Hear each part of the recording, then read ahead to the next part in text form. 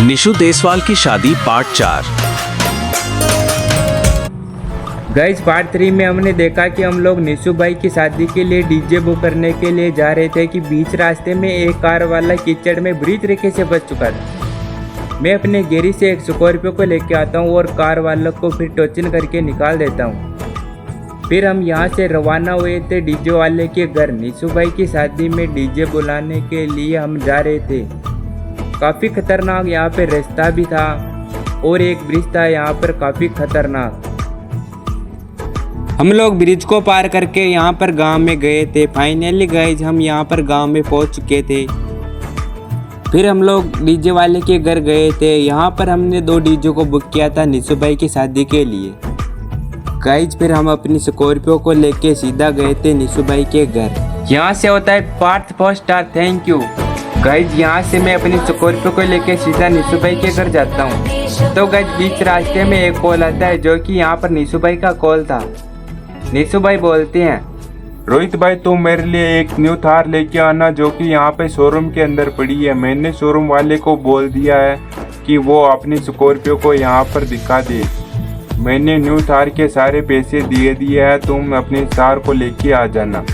Guys यहाँ से मैं रवाना होता हूँ सीधा शोरूम की तरफ, क्योंकि गाइज निशु भाई के लिए एक ब्लैक थार को लाना है। तो हम लोग यहाँ पर जल्दी से शोरूम की तरफ चलते हैं अपनी स्कॉर्पियो को लेकर। फाइनली गाइज कुछ देर आगे ड्राइविंग करने के बाद हमारा जो शोरूम है वो आ चुका है। तो हम अपनी स्कॉर्पियो को यहाँ पर साइड पर लगा देते हैं। मैं शोरूम के अंदर देखता हूँ कि यहाँ पर 3 थार पड़ी है जो कि यहाँ पर काफ़ी खतरनाक है। एक थार रॉक्स है और एक ब्लैक थार है। तो निशु भाई के लिए मैं एक ब्लैक थार को लेके आना पड़ेगा। मैं यहाँ पर शोरूम वाले से बात करता हूँ कि हमारे निशु भाई के लिए कौन सी थार बुक की गई है।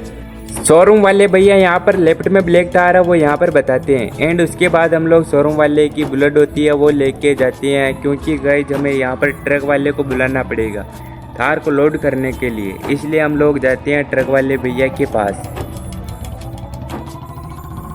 फाइनली गाइज हम लोग ट्रक वाले भैया के गोदाम पर आ चुके हैं। हम लोग यहाँ पर ट्रक को बुक करने वाले हैं, क्योंकि गाइज निशु भाई की थार है वो यहाँ पर लोड करने वाले।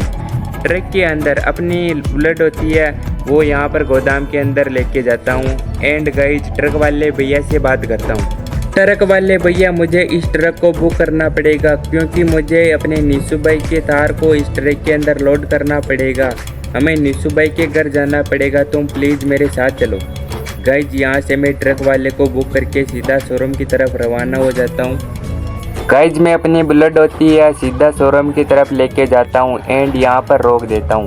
तो गाइज ट्रक वाले भैया अपनी जो ट्रक होती है उसे सीधा यहाँ पर शोरूम की तरफ लेके आते हैं। फाइनली ट्रक वाले भैया शोरूम की तरफ आ चुके हैं। यहाँ से ट्रक वाले भैया अपनी जो ट्रक होती है उसे साइड में लगाते हैं एंड मुझे बोलते हैं तुम प्लीज़ अपनी न्यू थार को ब्रिज के पास लेके आओ, क्योंकि वहाँ पर हम लोग इस ट्रक के अंदर थार को लोड करने वाले हैं। यहाँ से ट्रक वाला भैया ब्रिज के पास रवाना हो जाता है।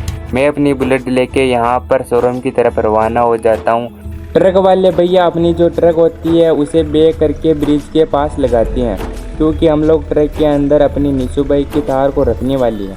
ट्रक वाले भैया ट्रक को ब्रिज के पास लगा देते हैं एंड उसके बाद अपना जो डाला होता है उसे यहाँ पर ऊपर करते हैं। मैं अपनी बुलेट लेके सीधा शोरूम की तरफ आ जाता हूँ, क्योंकि यहाँ पर पड़ी है अपनी निशु भाई की न्यू थार।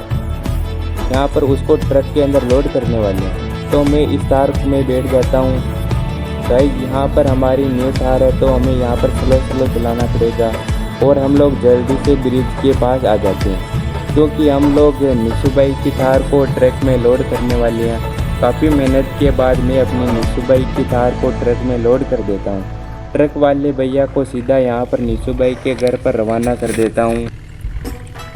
तो ट्रक वाले भैया यहाँ पर थार को लेके जा रहे हैं, आप लोग देख सकते हैं। गाइज उसके बाद हम लोग इस थार की मॉडिफिकेशन करने वाले हैं, इसलिए ट्रक वाले भैया को बोलता हूँ कि सीधा यहाँ पर गैरेज की ओर लेके चलो अपनी थार को।